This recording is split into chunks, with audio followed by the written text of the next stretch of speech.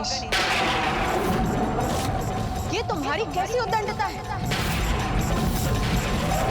कदाचित दोष तुम्हारा नहीं, मेरा और मेरी ममता का ही, जो एक के बाद एक मैं तुम्हारी सभी भूल क्षमा करती गई। सर्वप्रथम तुमने रंगोली की सुंदरता को खंडित किया, जिसे मैंने तुम्हारा भोला योगदान समझा। फिर जब तुमने रसोई गृह में धूल को प्रवाहित किया, उसे मैंने तुम्हारे बाल्यपन का परिणाम समझा। फिर तुमने विधि के विपरीत जाकर स्वामी की पूजा की, उसे भी मैंने तुम्हारी भोली भक्ति समझकर स्वीकार कर लिया। किंतु अब जो तुमने किया है गणेश, वो ना भोलापन है और ना ही बाल्यपन, वो अनुशासनहीनता है, जो मैं कदाचित स्वीकार नहीं करूंगी। मैं अन्य सभी भूल सह सकती हूँ गणेश, किंतु स्वामी के प्रति उद्दंडता का दुस्साहस मैं कदापि नहीं सहन करूंगी, कदापि नहीं सहन करूंगी।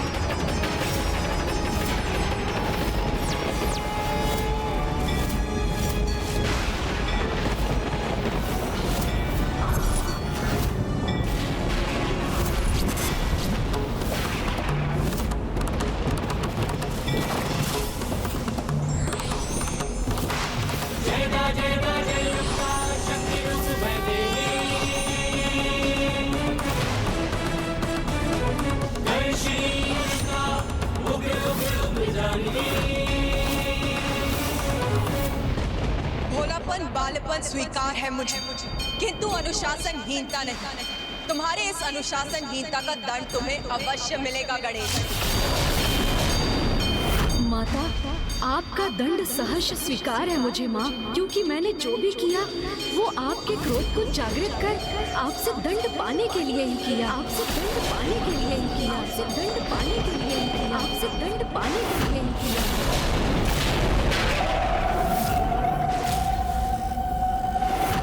तुमने ये अनुशासनहीनता किसी विशेष आशय से की थी, किंतु क्यों गणेश?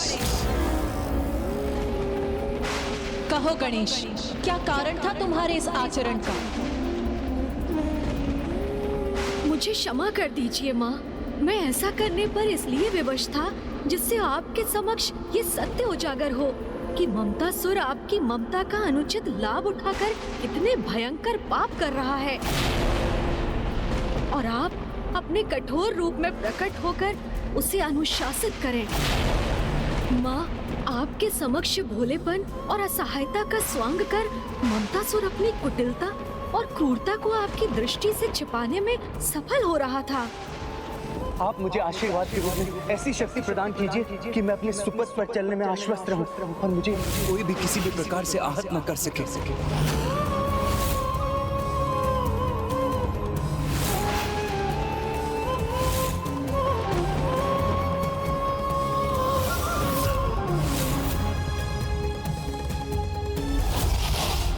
रूप से निर्वस्त्र होकर पवित्र नदी में स्नान करें। वो प्राणी मात्र एक वृक्ष के समान होता है।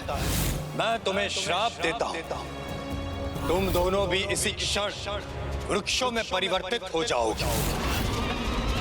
हाँ माँ, एक और तो वो आपसे माता का स्नेह पाकर स्वयं को सुरक्षित कर रहा था, और दूसरी ओर अपने विकार से सभी को प्रभावित कर रहा था। यहाँ तक कि उसने तो अपना कुप्रभाव महाबली हनुमान जी और माता अंजना पर भी कर दिया।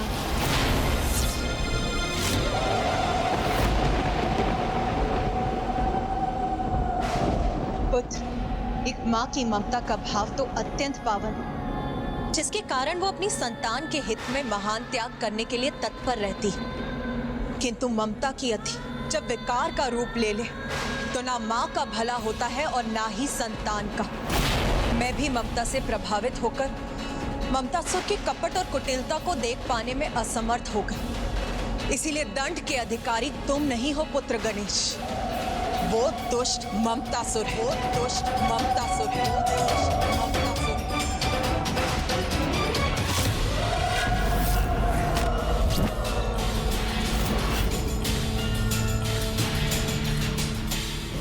गुरुकुल, यहाँ तो शिष्य शिक्षा प्राप्त करने आते हैं ना, तो फिर इन्हें तो वही शिक्षा प्राप्त होनी चाहिए जो मैं निर्धारित करूंगा।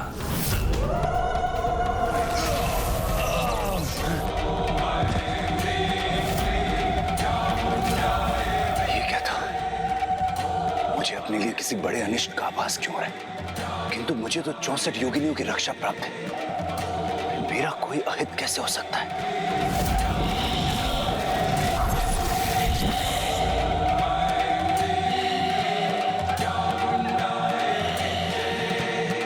ये योगिनी देवी मुझे इतनी क्रोधित दृष्टि से क्यों देख रही है?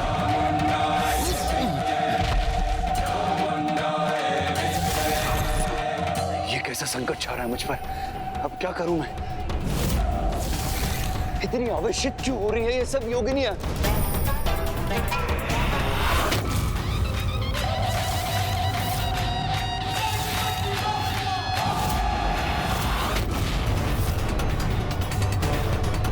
और अब ये शिव पुत्र भी इन शिव गणों के साथ यहां पर पहुंच के, मेरी सुरक्षा तो यहां से प्रस्थान करने में ही है।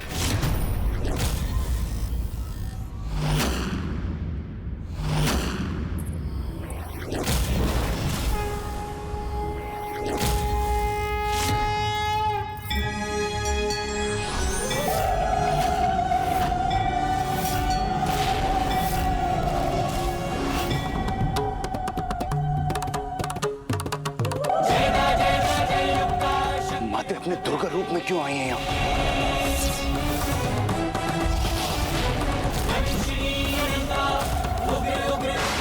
माते,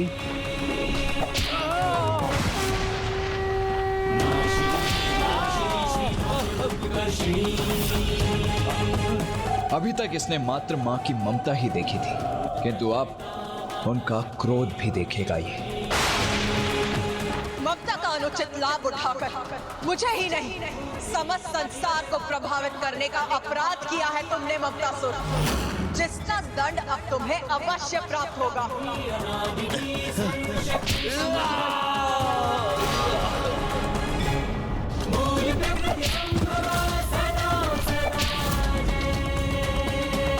ये मात्र तुम्हारे लिए नहीं, संसार के उस प्रत्येक बालक के लिए सीख जो ममता का दुरुपयोग कर अपने माता पिता की आज्ञा का उल्लंघन करता है। आज तुम्हारे उदाहरण द्वारा संसार को ये ज्ञात होगा कि तुम्हारे जैसी संतान अपने जीवन में किस प्रकार का परिणाम का सामना करने के लिए विवश होती है।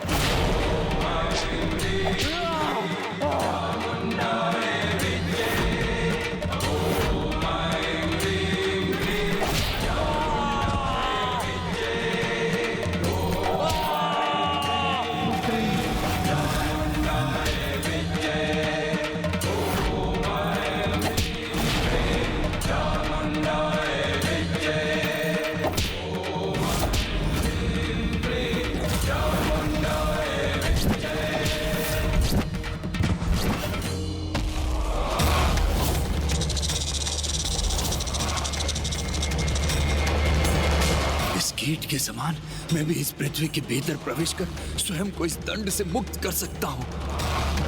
ममतासुर, आज तुम्हें अपने सभी पापों का दंड अवश्य प्राप्त होगा।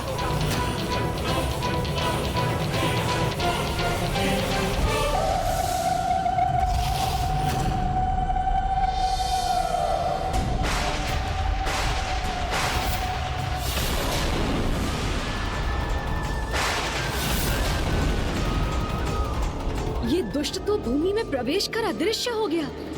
इतना दुस्साहस इस दुष्ट का।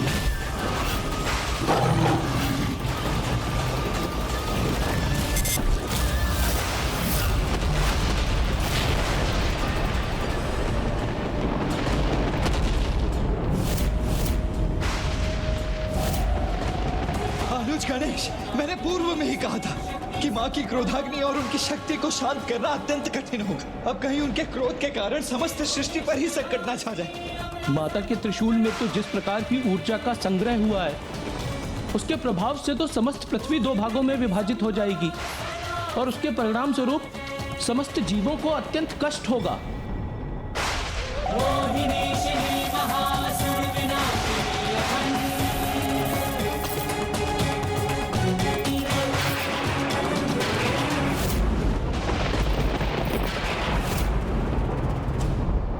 माता, मुझे क्षमा कीजिए माँ। यदि आपने अपने त्रिशूल को पृथ्वी पर लक्षित किया तो उस दुष्ट असुर का दंड समस्त सृष्टि को भुगतना होगा।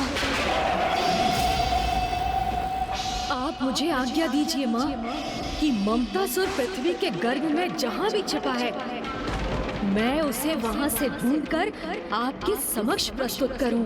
उचित है पुत्र गणेश, तुम मुझसे शीघ्र यहाँ लेकर आओ, क्योंकि मैं ममतासुर को ममता की पवित्र भावना की अति उत्पन्न कर उसे विकार में परिवर्तित नहीं करने दूंगी। अनुज गणेश, तुमने माता को वचन तो दे दिया, किंतु हम पृथ्वी के इतने छोटे से छिद्र में प्रवेश कैसे करेंगे?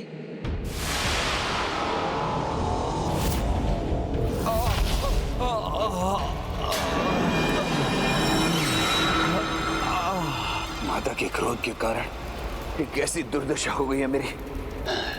अब अत्यंत सावधान रहना होगा मुझे। अब तक तो वो पृथ्वी में प्रवेश कर ना जाने कहाँ छुप गया होगा अनुज। इतने लघु आकार के इस स्थान में हम में से किसी का प्रवेश करना असंभव के समान है। असंभव के समान नहीं, अब असंभव भी है।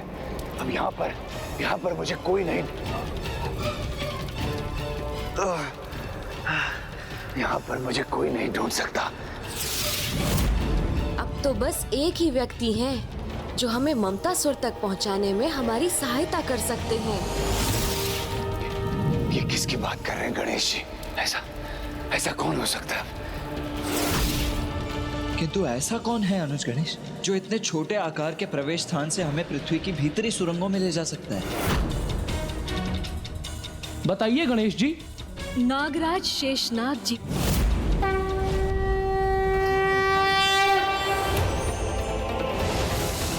धरती की ऐसी कोई सुरंग नहीं जहां शेषनाग जी ना पहुंच सके।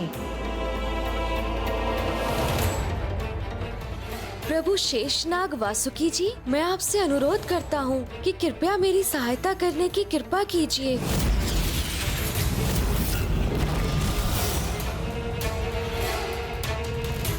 प्रभु, श्री गणेश जी ने सहायता हेतु मेरा आह्वान किया है।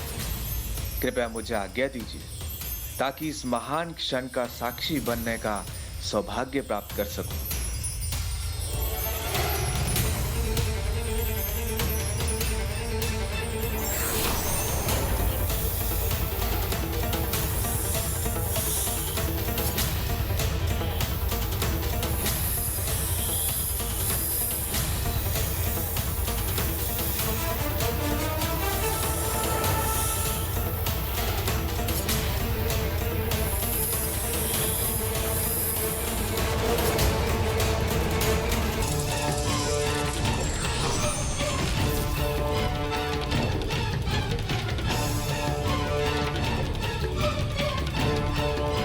प्रणाम लंबोदर गणेश जी। प्रणाम। प्रणाम कुमार कार्तिकेय जी। वो ममतासुर पृथ्वी के तल की कितनी ही गहराई में क्यों ना छुपा बैठा, मैं आपको उसके निकट अवश्य पहुंचा सकता हूं प्रभु। शेषनाग जी, इससे पहले कि गणेश जी मुझे यहाँ शेषनाग जी के साथ आकर ढूंढ ले, मुझे यहाँ से प्रस्थान करना चाहिए जहाँ शेषनाग जी नहीं पहुंच सकते। मैं आपका धन्यवाद करता हूं प्रभु कि आपने इस सेवा के लिए मुझे स्मरण किया। ममतासुर को रोकने हेतु आपका वाहन बनना मेरा परम सौभाग्य होगा प्रभु। अद्भुत। शेषनाग जी, जो स्वयं श्री हरि नारायण की शैया हैं, वो वाहन बनेंगे गणेश जी के।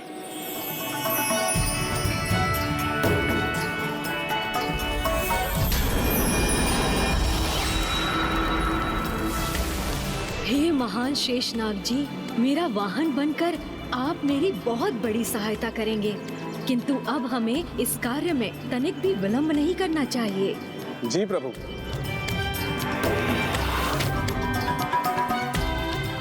स्वामी, सर्वथा दिव्य और अनूठी घटना का आरंभ हो रहा है। देवी, अब हम एक अत्यंत अद्भुत दृश्य के साक्षी बनेंगे।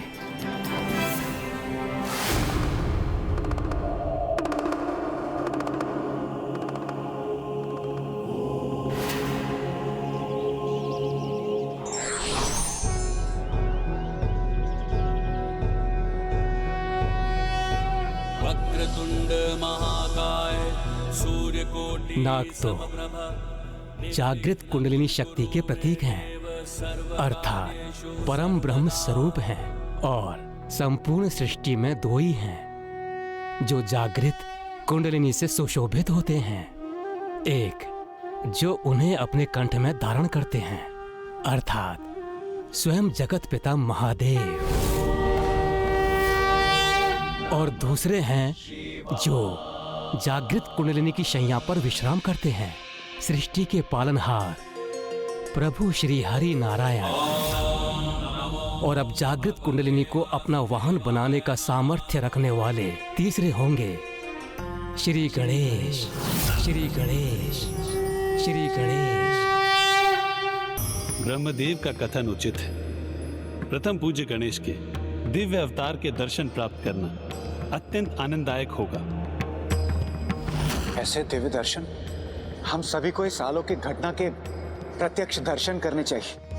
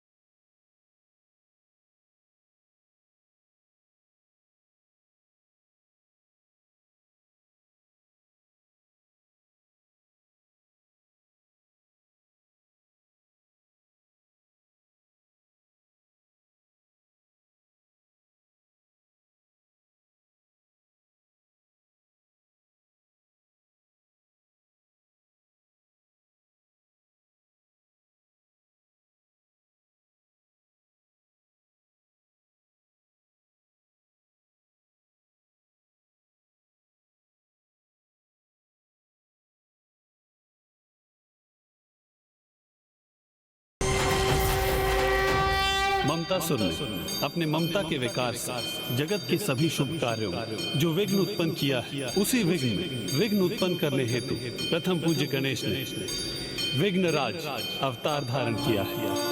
ओम गणपति विघ्नराजो लंबतुंडो गजानन। आइए शेषनाग जी, अब हमें शीघ्रता करनी चाहिए जिससे हम उस दुष्ट को माँ के समक्ष प्रस्तुत कर सकें।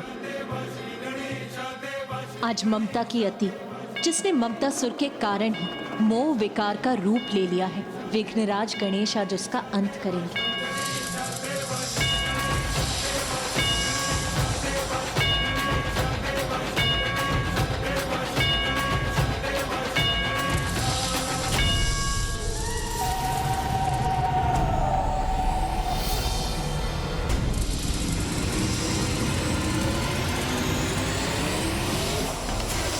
ये कैसा महासंकट छाया मुझ पर, क्योंकि अब माता मेरी रक्षा नहीं करेंगे और ना ही गणेश जी मुझे किसी प्रकार सुरक्षित रहने देंगे। मेरा बचाव इसी में है कि मैं महानायक भंडासुर की तपस्या पूर्ण होने तक किसी भी प्रकार इन सब की दृष्टि से बचा रह सकूं।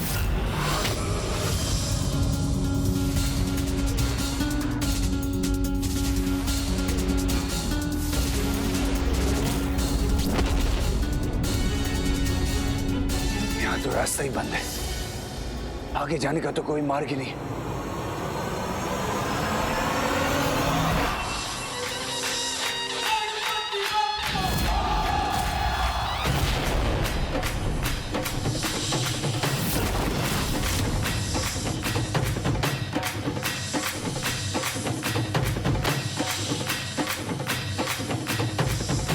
ये भी पहुंच गए यहाँ पर।